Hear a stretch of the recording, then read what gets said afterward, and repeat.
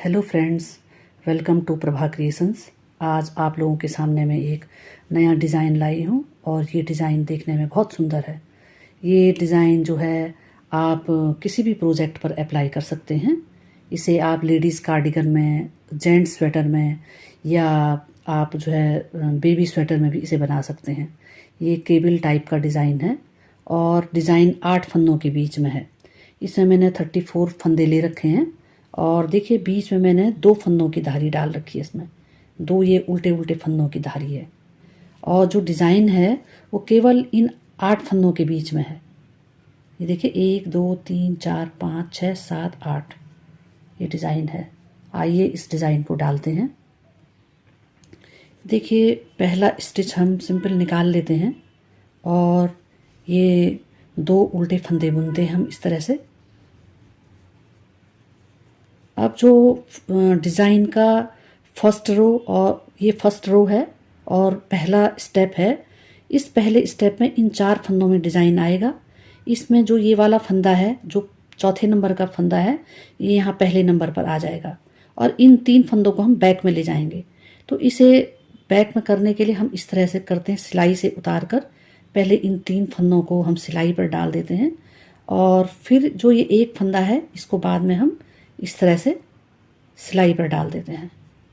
तागे को back side में डालते हुए पहले हम इस फंदे को बुनते हैं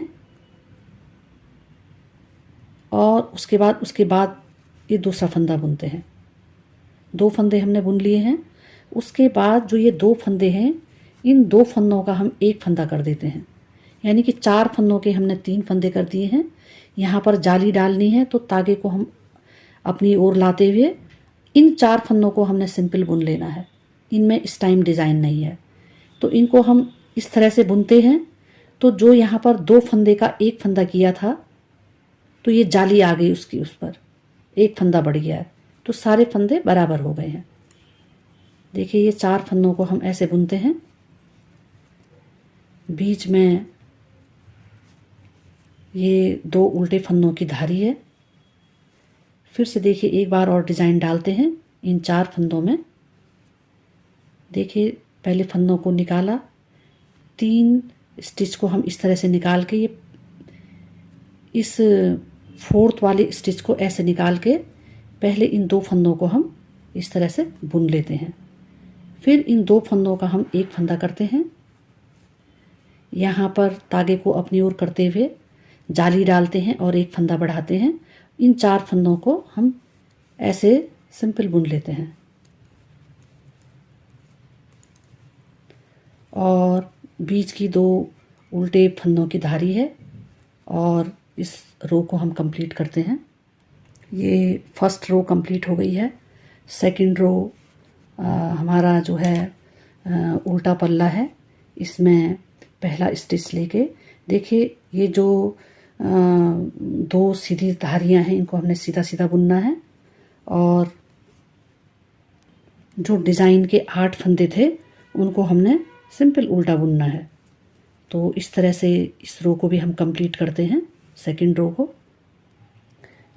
थर्ड रो और डिज़ाइन का सेकंड स्टेप, हम पहले स्टिच को लेते हुए 2 फंदों को हम सिंपल उल्टा बुनते हैं।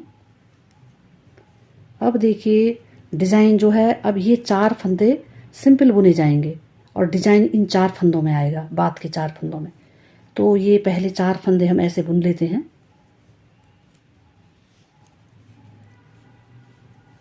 अब देखिए इन 4 फंदों में डिज़ाइन आएगा। ये जो पहला वाला फंदा है ये यहाँ लास्ट में चला जाएगा और ये 3 फंदे आगे आ जाएंगे। तो इसे करने के लिए देखिए हम फिर से इनको इस तरह से निकालते हैं और दूसरी सिलाई में इन 3 फंदों को लेते हुए इस एक फंदे को इस तरह से ले आते हैं।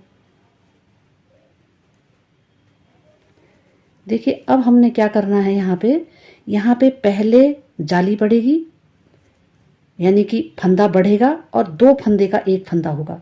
देखिए इन 2 फंदों का हम एक फंदा करते हैं इस तरह से और जाली डाल करके एक फंदा बढ़ जाता है, यानी कि 2 फंदे के 2 ही फंदे होते हैं और इन 2 फंदों को हम ऐसे बुन लेते हैं।